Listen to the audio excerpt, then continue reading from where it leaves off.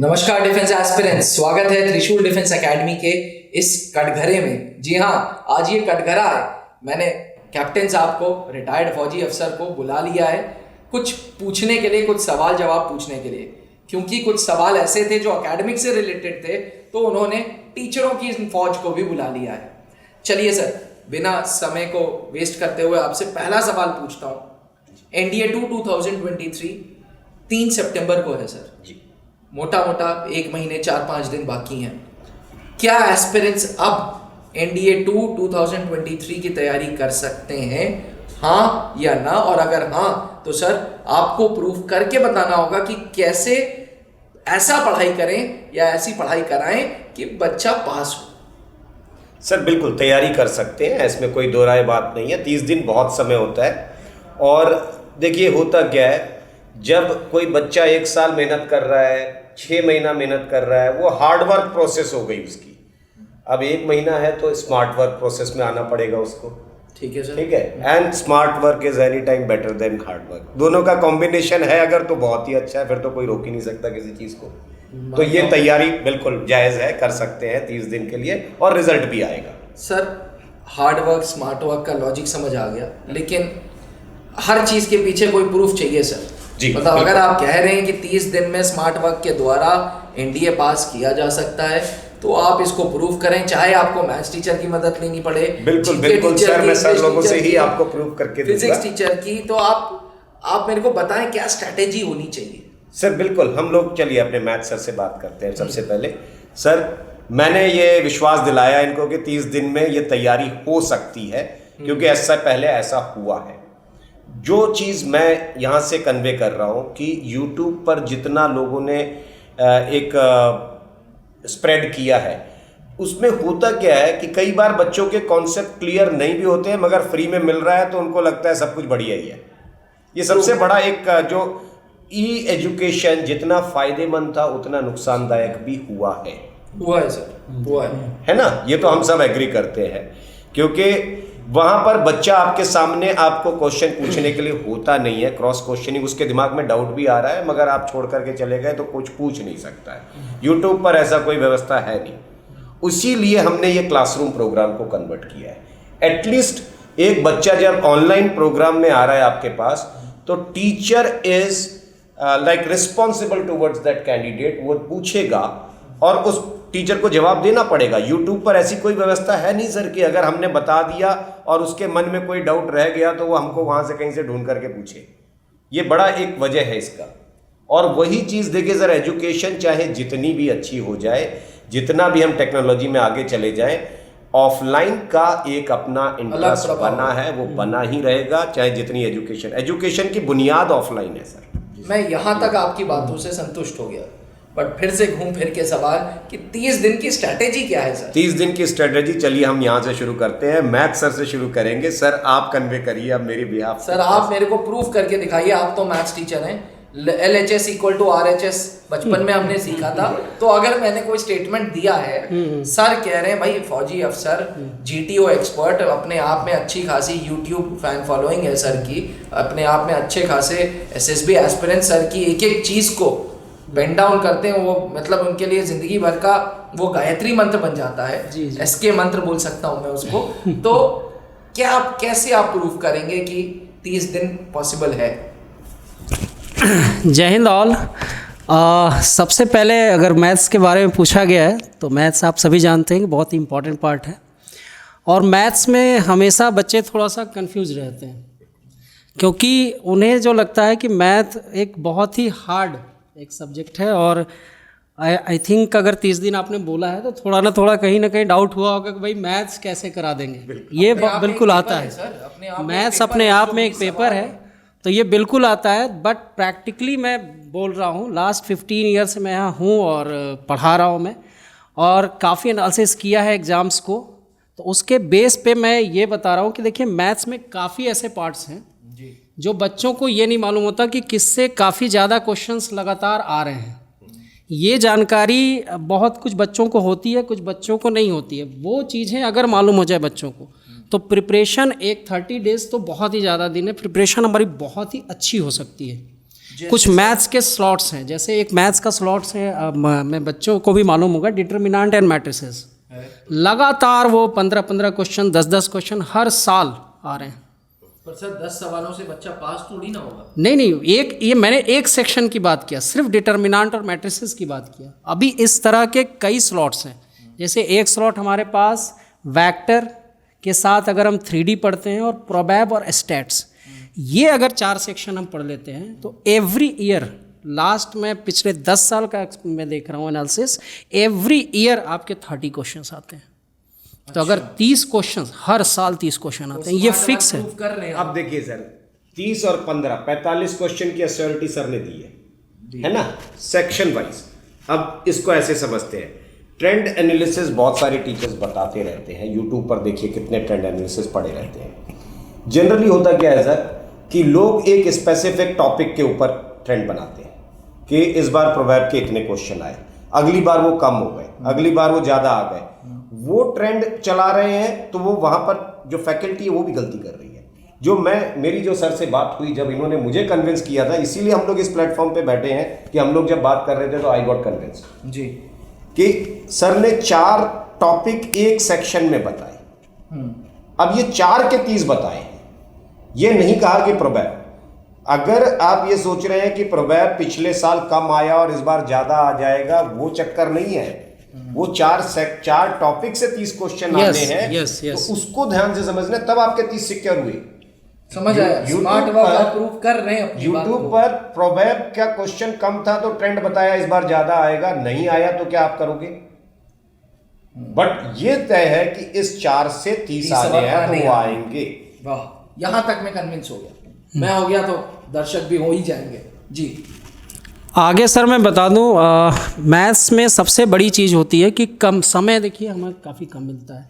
अगर एनालिसिस देखी जाए जी, तो हमारे पास 120 जो क्वेश्चंस होते हैं आपके पास, आप देख लीजिए कि उसको मतलब 1 मिनट भी हम देख रहे हैं तो काफ़ी ज़्यादा, वहाँ बहुत ही कम स्लॉट्स होते हैं।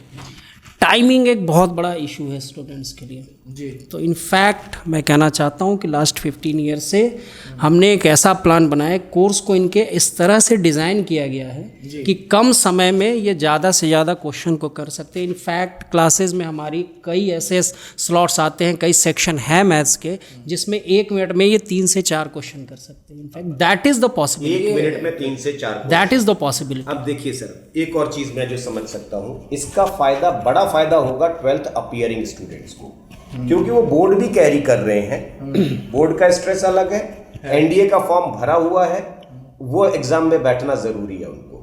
वो बाहर नहीं निकलेंगे अभी, मगर वो जहां से 1 महीने के लिए निकल सकते हैं, क्योंकि अभी बोर्ड नहीं आ रहा है, बोर्ड आएगा मार्च में सर। ये एग्जाम होने वाला 3 सितंबर को। इसके लिए प्री बोर्ड के लिए भी अभी टाइम है, तो ये 1 महीना बच्चा सेक्रीफाइस करेगा। और अगर उसकी टेक्निक ठीक है, क्योंकि जो चीज एनडीए में सिलेबस है वो उसके 11th 12th में वो ऑलरेडी पढ़ के आ रहा है, उसके बेसिक कॉन्सेप्ट्स कुछ हद तक वहां क्लियर हैं जी। वो पढ़ के आ रहा है, लेकिन उसने किया क्या है, उस पढ़ाई को 2-2 पेज में सॉल्व किया एक क्वेश्चन को। उसी क्वेश्चन को सर ने क्या किया, 20 सेकंड 25 सेकंड में सॉल्व करने का तरीका बता दिया कि बेटा ऐसे समझ लो, शॉर्टकट ट्रिक्स बता दिए, तो समझ गया, आगे आ गया। अब क्योंकि आप 12th की बात कर रहे हैं तो मैं यहाँ पे आपको काउंटर करूंगा कि सर उनके स्कूल्स भी तो होंगे, तो बैच कब चलाएंगे आप? ये बैच, ये इवनिंग बैच है सर। अच्छा हाँ, ये बैच इवनिंग, ये बैच इवनिंग बैच होगा। किसी हमने जब प्लान बनाया था तो हम लोग जब बात कर रहे थे तो सभी school going student, main target हमारा स्कूल गोइंग स्टूडेंट्स है, क्योंकि उसके पास एक जो बहुत बड़ा मौका है, वो शायद बच्चे नहीं समझ पाते हैं। अभी बच्चा क्या करेगा कि चलो बोर्ड का एग्जाम दिया फिर तैयारी करने निकला। अगर वो आज एग्जाम देता है और वो अगर पास होता है, रिकमेंड होता है जी, तो उसने अपनी लाइफ के 6 महीने सेव कर लिए। बिल्कुल, यहाँ से 12वीं पास करोगे, वहाँ एकेडमी की तैयारी करोगे, लाइफ सिक्योर हो गई। इतना गोल्डन चांस बड़ा किसी को मिलने वाला नहीं। जस्टिफाइड, यहाँ तक जस्टिफाइड। पर सर अभी सिर्फ 50% बात हुई है, ये तो सिर्फ मैथ्स का पेपर जी। अब जरा गैट के सेक्शन में आते हैं। बिल्कुल जीके टीचर आपके साथ हैं, बिल्कुल दीपक पांडे सर, और one of the most like teacher भी हैं, क्योंकि हंसी मजाक करते करते हिस्ट्री, पॉलिटी, ज्योग्राफी पढ़ाते हैं। सर देखिए, मैं एक बात बताऊं अभिनव सर, जितना कॉन्फिडेंस आप हम लोगों पे दिखा रहे हो उससे ज्यादा कॉन्फिडेंस मुझे सर लोगों के ऊपर है कि ये है तो करेंगे बिल्कुल। Sir history is always a mystery, history mystery रही है। पॉलिटी पता नहीं कितने आने, 2 बार से आए नहीं सवाल। हिस्ट्री भी पढ़ाना है, पॉलिटी भी पढ़ाना, ज्योग्राफी भी पढ़ाना, करंट अफेयर्स भी पढ़ाना। गुरुजी 30 दिन, क्या लॉजिक है अपनी बातों को प्रूव करने का आपके पास? सबसे पहले तो सर सभी त्रिशूल डिफेंस एकेडमी टीम को जो है थैंक यू, और आने वाले कोर्स के लिए कंग्रेचुलेसन। आने वाले डिफेंस एस्पिरेंट के लिए जो त्रिशूल डिफेंस एकेडमी की तरफ से एक नया पहल किया जा रहा है जी, उसका जो है वेलकम करते हैं हम सभी लोग। आने वाले बच्चे भी जो है इसका वेलकम करेंगे। सबसे पहले तो सर चूँकि मैं जीके का क्लास लेता हूँ यहाँ पे, हिस्ट्री, पॉलिटी, ज्योग्राफी, सीडीएस में इकोनॉमिक्स का भी क्लास लेता हूँ, और सबसे मोस्ट इम्पॉर्टेंट करंट अफेयर्स का क्लास। और सर अगर आप देखेंगे एनडीए सेकेंड 2022 और एनडीए फर्स्ट 2023, इस पेपर को अगर आप गेट के पेपर में, जीके का पेपर अगर आप उठाएंगे तो उसमें कम से कम 12 क्वेश्चंस जो है एनडीए के एग्जाम में करंट अफेयर से पूछे जा रहे हैं। अच्छा। और पिछले 2 बार के एग्जाम में जो हमने करंट अफेयर्स का क्लास लिया, बच्चों के बीच बहुत अच्छा रिस्पांस रहा। क्लास से सीधे सीधे क्लास लेक्चर से क्वेश्चन 8 से 10 क्वेश्चन पूछे गए एग्जाम में। तो आने वाले 30 दिनों के अंदर, या जो 30 दिनों के अंदर हमको ये कोर्स कराने हैं एनडीए सेकेंड 2023 के लिए, इसमें जो है चूँकि जीके का सिलेबस क्या है, पूरा समुद्र जैसा है, बहुत सारा, उसमें कोई लिमिटेशन नहीं है, क्या पूछेगा किसी को कुछ भी पता नहीं है। लेकिन ये है कि उसमें से जैसे अगर समुद्र में से अगर 10-20 बाल्टी पानी निकाल लिया जाए, क्रीम, पूरी तरीके से क्रीम, तो उस तरीके से अगर कुछ क्रीम टॉपिक्स हैं उसको निकाल के जो है अगर 30 दिनों में बच्चों को टारगेट करके कराया जाए तो पॉसिबल है कि वो 25-30 क्वेश्चन तक आसानी से कर सकते हैं जीके में। जी सर, ओके। क्रीम टॉपिक्स आप हमारे व्यूअर्स को बताएंगे? सर जैसे अगर ज्योग्राफी में अगर आप देखेंगे तो एनडीए के एग्जाम के लिए मोस्ट इंपॉर्टेंट टॉपिक है ज्योग्राफी। ज्योग्राफी से हर साल लोग जो है 20 से 22 क्वेश्चंस, कभी कभी तो 25 क्वेश्चन भी पूछ दिए जाते हैं। अच्छा। तो 20 से 22 क्वेश्चंस को अटेम्प्ट करने के लिए हमको जो है पूरी तरीके से इंडियन ज्योग्राफी पे फोकस करना पड़ेगा। उसके अलावा जैसे वर्ल्ड ज्योग्राफी के एटमॉस्फेयर का टॉपिक है, एटमॉस्फेयर के टॉपिक से हर साल जो है 3 से 4 क्वेश्चन पूछे ही जाते हैं। उसके अलावा जैसे अगर आप जियोमॉर्फोलॉजी में आएंगे तो आप रॉक्स का टॉपिक हो गया, वोल्केनोज का टॉपिक हो गया, अर्थक्वेक का टॉपिक हो गया, इंटरनल स्ट्रक्चर ऑफ अर्थ का टॉपिक हो गया। उसके अलावा ओशिनियोग्राफी में अगर आप जाएंगे तो ओशियन करंट, ओशियन सैलिनिटी का टॉपिक हो गया। यहाँ से हर साल अक्सर क्वेश्चन पूछे जाते हैं। तो अगर ऐसे क्रीम टॉपिक्स को टारगेट करके और उनको जो है PYQ के साथ, प्रीवियस ईयर क्वेश्चंस के साथ अगर उनको प्रैक्टिस कराया जाए तो सारा कुछ पॉसिबल है, बच्चा कर सकता है। एक सवाल सर मेरा यहाँ आ जाता है आपसे कि ज्योग्राफी में मैपिंग का क्या इम्पोर्टेंस होगा और हम मैपिंग पर कितना फोकस करते हैं ज्योग्राफी के पास? सर ये समझ लीजिए कि ज्योग्राफी को समझने के लिए मैपिंग मोस्ट इम्पॉर्टेंट सेगमेंट है। विदाउट मैपिंग आप ज्योग्राफी को रटने जैसा हो गया। जी सर, क्योंकि अगर जब आप मैप में ये देखते हैं कि इंडिया के मैप में कहाँ पे गल्फ ऑफ कैम्बे है, या कहाँ पे जो है पाक स्ट्रेट है, या कहाँ पे गल्फ ऑफ मन्नार है, या कहाँ पे इंदिरा पॉइंट है, ये सारे लोकेशंस को जब आप जानते हैं या किसी स्टेट के बारे में स्पेसिफिक लोकेशन जानते हैं तो आप करंट अफेयर्स में भी जैसे कुछ लोकेशंस के बारे में पूछ देता है तो आप उसको आसानी से आइडेंटिफाई कर सकते हैं और उसको एज ए विजिबल मेथड के द्वारा, मतलब मेरे सामने तो कुछ नहीं दिख रहा है लेकिन सर मैं बच्चों को इस तरीके से बताता हूँ कि वो उनके सामने इंडिया का मैप नहीं है, लेकिन जब वो इंडिया के मैप के स्टेट को डिफाइन करेंगे तो ऐसा लग रहा है कि कोई बच्चा मतलब बिना मैप को देखे नहीं बोल रहा है। मतलब ऐसा इस तरीके से डायरेक्शन वाइज बोलेगा कि अगर वो जो है लद्दाख से शुरू करेगा तो उसके जो है वेस्टर्न कोस्ट से स्टार्ट करते हुए सदर्न पार्ट में आएगा तमिलनाडु तक, फिर तमिलनाडु से वेस्ट बंगाल जाएगा, वेस्ट बंगाल से उसके बाद अरुणाचल प्रदेश और फिर वहाँ से जो है लद्दाख पहुँच जाएगा। इस तरीके से हम मैप के हिसाब से चलते हैं। ये क्वेश्चन मैंने इसलिए पूछा था क्योंकि बहुत सारे लोग मैपिंग में थोड़ा स्ट्रॉन्ग कर देते हैं या वीक पोर्शन कर देते हैं। मैं कहूँगा कि मैपिंग पर ज़्यादा ध्यान देते नहीं है बहुत सारे लोग।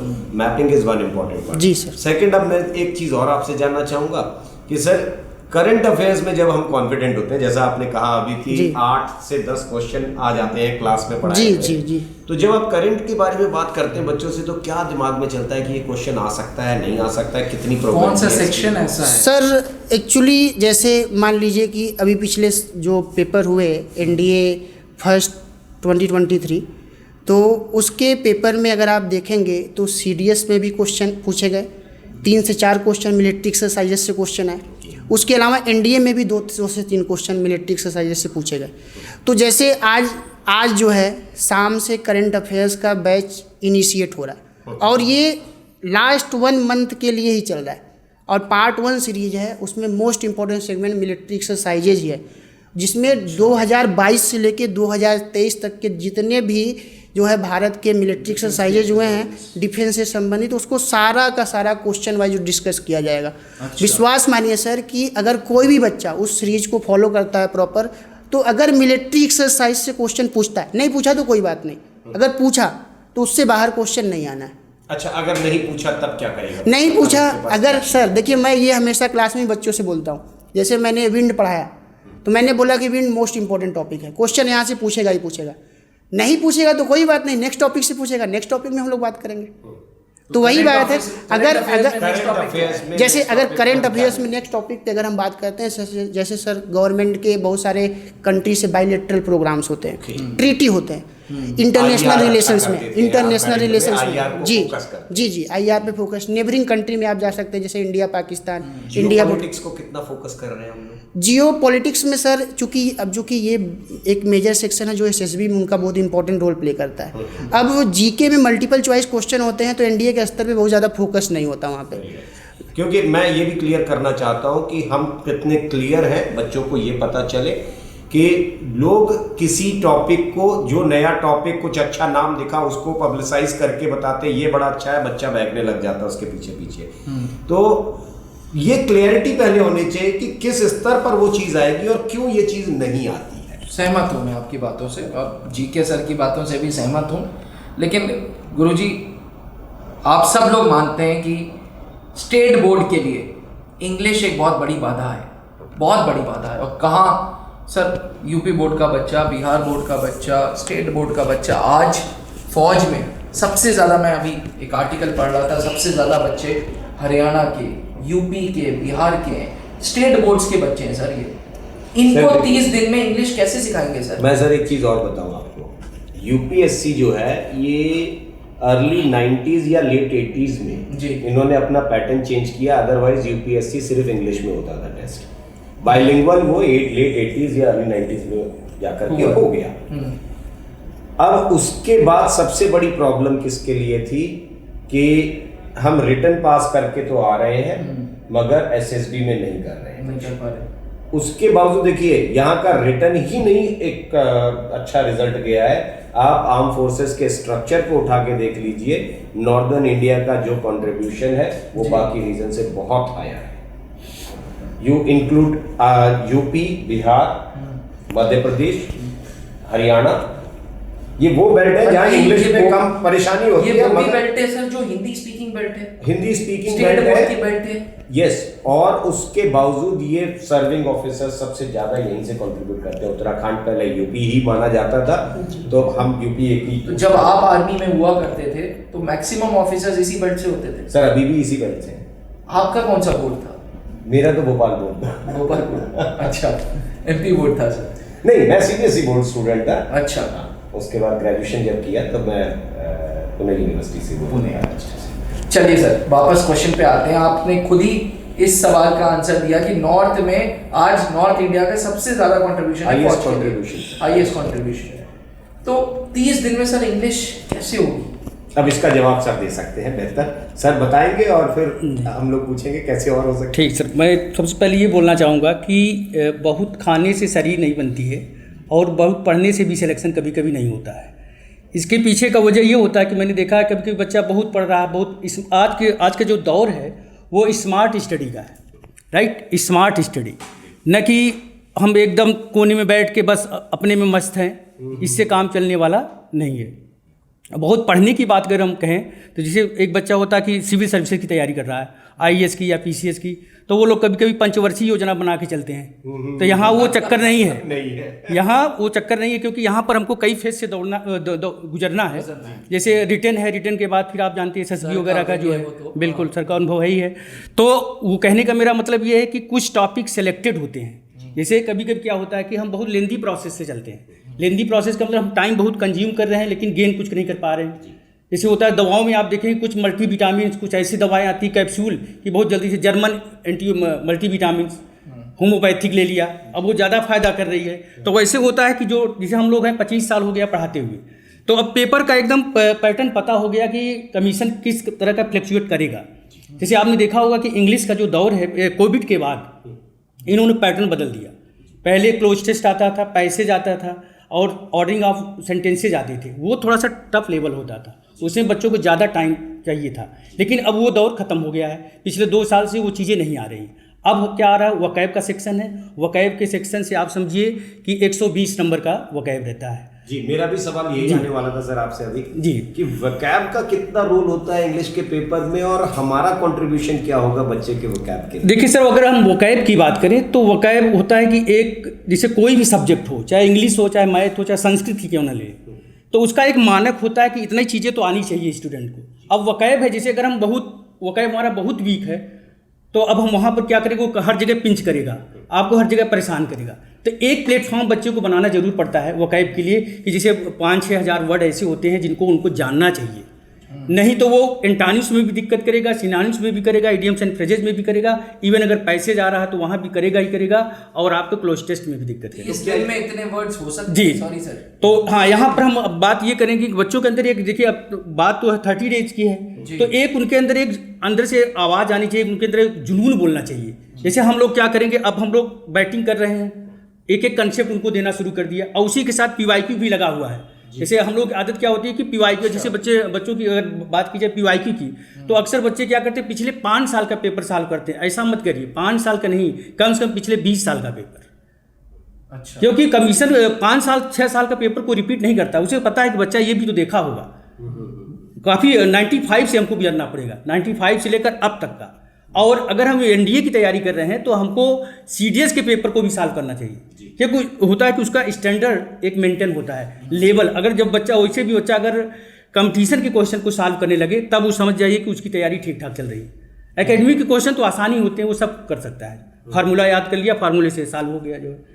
तो वकैब, अब वकैब की अगर हम बात करें तो वकैब में होगा क्या कि टाइम हालांकि कम है, तो जैसे 3-4 घंटे हम क्या करेंगे, वकैब पर फोकस करेंगे। अब इसमें क्या करेंगे, सुबह की चाय वर्ड पावर के साथ एकदम जुनून बना लीजिए कि हमको सुबह उठना है, एक अदरक इलायची की चाय पीना है, और उसके बाद 3-4 घंटे रोज लग जाना है। वकैब मैं इसलिए बार बार फोकस कर रहा हूँ कि उसमें antonym, synonyms, idioms and phrases, तीनों का सेक्शन जो है 120 नंबर, यही अगर बच्चा ठीक से तैयार कर ले। रही बात ग्रामर की तो आप समझ सकते हैं कि कुछ ऐसे टॉपिक होते हैं जैसे प्रेपोजिशन है, सब्जेक्ट वर्ब एग्रीमेंट से पिछली बार 2 क्वेश्चन आया था, कंडीशनल सेंटेंस से 2 क्वेश्चन आया था, स्पॉटिंग एरर के हालांकि 10 ही क्वेश्चन आते हैं, लेकिन वो टॉपिक एकदम फिक्स है। जो बस उतना कंसेप्ट अगर क्लियर रहे, और पूरा पार्ट्स ऑफ स्पीच एक बार पढ़ना पड़ेगा बच्चों को, वो हम लोग दिखाएंगे कैसे आप 1 महीने में। और फोकस हम लोगों का जो 1 महीने का ये सेशन शुरू होने जा रहा है, हम लोग का फोकस यही रहेगा कि जो क्रीम पॉइंट है, इनको दूध नहीं पिलाना है, इनको सिर्फ क्रीम खिलाना है, क्योंकि दूध हो सकता है न पचा पाए, ऐसा भी हो सकता है, टाइम भी कम है, कहीं तबीयत खराब हो गई। अगर उल्टा हो गया कि वो क्रीम ना पचा पाए, नहीं, क्रीम पचाएंगे, क्रीम के लिए क्या करेंगे कि हम उसके लिए उनको क्रीम के साथ साथ कुछ और चीजें भी देंगे ताकि वो पच सके जो है। अच्छा, उनके अंदर पहले तो जोश भी भरा जाएगा ना कि कैसे आपको करना है, कैसे लड़ना। क्योंकि आपने देखा होगा सर, किसी भी एग्जाम को आप देख लीजिए, ऑल ओवर इंडिया में जितने भी एग्जाम हो रहे हैं, कोई भी पेपर में कोई पूरा नहीं बना पाता है। अगर मान लीजिए इंग्लिश में 50 क्वेश्चन आते हैं तो 35 या 32 तक भी हमारे यहाँ बच्चे सेलेक्ट हुए हैं इंग्लिश में। तो मान लीजिए अगर हम 10 क्वेश्चन 15 क्वेश्चन वैसे भी निकाल देते हैं, लेकिन हाँ जो अब है बचा हुआ है, इस पर एकदम ज़बरदस्त तरीके से अटैक कर देंगे तो 100% कामयाबी मिलेगी। और हमारे यहाँ साउथ से बच्चे, हैदराबाद और चेन्नई वगैरह से बच्चे भी हमारे साथ यहाँ आए हुए हैं, और मैंने देखा कि 1.5 महीने क्लास करने के बाद सिलेक्शन लिए एनडीए और सीडीएस दोनों। बहुत बढ़िया बात, यही चीज मैं कहना चाह रहा था कि सर जब बच्चा सारे क्वेश्चंस के पीछे भागता है जी, वो कोई भी एक सेक्शन उठा के देख लीजिए सर, जैसे सर ने मैथ्स के पूरे क्वेश्चन सेगमेंट बनाए हैं, सर ने कुछ टॉपिक्स बनाए हैं, सर ने भी अपनी चीज़ बताई आपको। अगर मैथ्स में मान लीजिए 120 क्वेश्चन, बच्चा पूरे 120 अटेम्प्ट करने जाएगा तो मुझे लगता है कि वो पेपर बना नहीं रहा है, बिगाड़ रहा है। बिल्कुल बिगाड़ रहा है सर। ये अगर 100 बच्चे अटेंड कर रहे हैं तो 100 में से मुश्किल 10 बच्चे ऐसे होंगे जो ये पूरे के ऊपर अपीयर हो सकते हैं। नहीं हो पाता कंप्लीट तो 120 तक कोई पहुंच नहीं पाता है, क्योंकि अब मैथ ऐसा पार्ट है सर कि उसे टोटली सॉल्व करके ही सारे आंसर्स आपको देने होते हैं। अब फिर बच्चे को ये समझ में आना चाहिए कि मेरा स्ट्रॉन्ग पॉइंट क्या है और मैं पास कितने पे हो रहा हूँ और मैं फिर मेरिट कहाँ से बना रहा हूँ। ये 2 चीज़ें उसको दिमाग में चलनी चाहिए। मोस्ट लाइकली मुझे ऐसा लगता है कि अगर 120 में से बच्चे ने 80 क्वेश्चन 85 क्वेश्चन कर लिए हैं और वो कॉन्फिडेंट है कि वो मैं बिल्कुल सही करके आया हूँ, तो उसे आगे की दौड़ लगाने की जरूरत नहीं पड़ेगी, क्योंकि आगे मान लीजिए अब 85 उसने सही किया।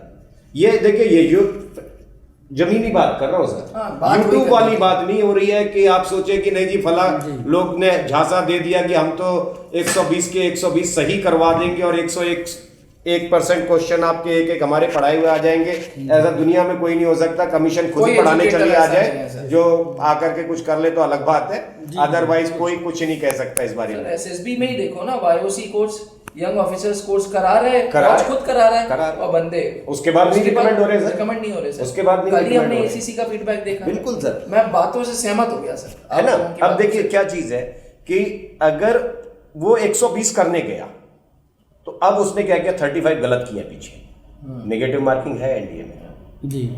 पाया जो था उससे सब कुछ काम चल रहा था, पेट भर गया था, मगर उसने कुछ ज्यादा खा लिया, वो अपच हो गई और खराब हो गया मामला उसका, गड़बड़ हो गया। ट्रू बिल्कुल सही। ये दिक्कत है।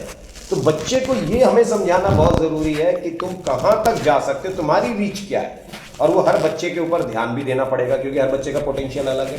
सर अगर आपकी क्लास में 40 बच्चे बैठ रहे हैं तो 40 में आप भी आइडेंटिफाई करते हैं कि ये इसका पोटेंशियल 120 वाला है, इसका 85 वाला है, इसका 100 वाला है जी, है ना। टीचर को तो हम उसी के हिसाब से वर्कआउट करेंगे और पर्पस ये है कि इस कोर्स के बाद बच्चा रिजल्ट देगा। सर एक छोटी सी इंसिडेंट मैं यहाँ से बच्चों के साथ भी शेयर करना चाहूँगा। पिछले बैच में इंटरनल काफ़ी टेस्ट हुए थे यहाँ पे, हम हमेशा टेस्ट लेते हैं, त्रिशूल रेगुलर टेस्ट लेता है, और उस इंटरनल टेस्ट में कुछ वेरिएशंस बहुत ज़्यादा थे बच्चों के। हमारी सर से बात हो रही थी कि कुछ बच्चे ने बहुत अच्छा किया था, कुछ के काफ़ी कम थे। तो हमने एनालिसिस किया कि ऐसा हो क्यों रहा है। तो जिन बच्चों ने काफ़ी गलत क्वेश्चन अटेम्प्ट कर लिया था उनके रिजल्ट नीचे जा रहे थे, और जिन्होंने उनको छोड़ा था और बिल्कुल क्वेश्चन से एक टारगेट सेलेक्टेड क्वेश्चन किया था वो काफ़ी आगे जा रहे थे। इनफैक्ट बिल्कुल ये लेकर मैं सर के पास आया था कि ये रीज़न रहा है, और इनफैक्ट आप विश्वास करिए कि उन्होंने जो वहाँ दिया हमारे साथ टेस्ट में, ऑफ कोर्स उनके ही रिजल्ट हमें दिखे उनके ही रिजल्ट दिखे, क्योंकि वो प्रॉपरली वो आदत बनी थी। इसीलिए हम लोग कह रहे थे ये स्मार्ट वर्क होने वाला है, ये अंधी दौड़ नहीं है कि आप पूरा दौड़ते चले जाएं और बाद में कहानी कुछ ना निकले, है ना। तो आप ये देखिए कि मेरी रीच कहाँ है, और ये इंस्टीट्यूट का काम है कि रिजल्ट कैसे आप बनाएंगे। ये इंडिविजुअल के ऊपर वर्कआउट है ये बेसिकली सर। एक आखिरी सवाल, मैं आपके सारे एजुकेटर्स से सहमत हो गया और मैं खुद इस प्लेटफॉर्म पे बोल रहा हूँ कि ये 30 दिन का प्रोग्राम हमारे एजुकेटर्स आपके नेतृत्व में खत्म कर देंगे। पर आखिरी सवाल, रिजल्ट आ जाएगा? 100% सर यूट्यूब पे बोल रहे हैं। बिल्कुल सर, बिल्कुल 2.5 लाख मैं कह रहा हूँ, मैं बिल्कुल कह रहा हूँ रिजल्ट आएगा। अब देखिए ये भी ध्यान रखिए, 1 महीने का कोर्स का मतलब ये भी नहीं कि ABCD नहीं आती है, बोला 1 महीने का कोर्स ज्वाइन कर लिया और मुझे घोल के पिला दो, वो नहीं। मैंने पहले इसकी कंडीशन भी रखी है, 12th अपीयरिंग स्टूडेंट। आप इस बैच में जो भी 12th अपीयरिंग स्टूडेंट आएगा, जो ऑलरेडी पढ़ रहा है, शाम को क्लास करेगा, उसका 100% रिजल्ट आ सकता है कि नहीं आ सकता सर? आएगा कि नहीं आएगा? बिल्कुल सर, बिल्कुल आएगा। ये सब सहमत है सर। चलो, डिफेंस एस्पिरेंट्स हर चीज़ के पीछे एक लॉजिक होता है, और आज कैप्टन SK सर एंड हमारे एजुकेटर्स ने ये प्रूफ कर दिया है कि 30 दिन का कोर्स पॉसिबल है, रिजल्ट पॉसिबल है। और इसी बैच से सर एवं एजुकेटर्स और अब मैं प्रॉमिस करते हैं कि हम लोग भी इस बैच से रिजल्ट्स निकालेंगे। अगर आपका भी लक्ष्य NDA 2 2023 है तो ये टारगेट बैच ज्वाइन करिए, जो शाम के वक्त चलेगा, जिसमें 5 घंटे पढ़ाई रोज होगी, एंड आई एम श्योर आप लोग प्रीवियस ईयर क्वेश्चन ही एक सहारा लेंगे अपने सक्सेस करने का। तो एस्पिरेंट्स, अगर आपके अंदर भी जज्बा है, अगर आपके अंदर भी जिद है एनडीए पहुंचने की, तो आज ही त्रिशूल डिफेंस एकेडमी का एनडीए 2 2023 के क्रैश कोर्स के लिए नीचे लिखे हुए नंबर पे इंक्वायर करें। Thank you sir, and thank you educators. जहां बनते हैं देश के गौरव, इंडिया का एकमात्र ऐसा कोचिंग इंस्टीट्यूट जहां कैडेट्स को ट्रेन किया जाता है आने वाले डिफेंस एग्जाम के अनुसार। अगर आपका भी सपना है भारतीय सेना में शामिल होकर देश की सेवा करने का, तो आज ही ज्वाइन करें त्रिशूल डिफेंस एकेडमी।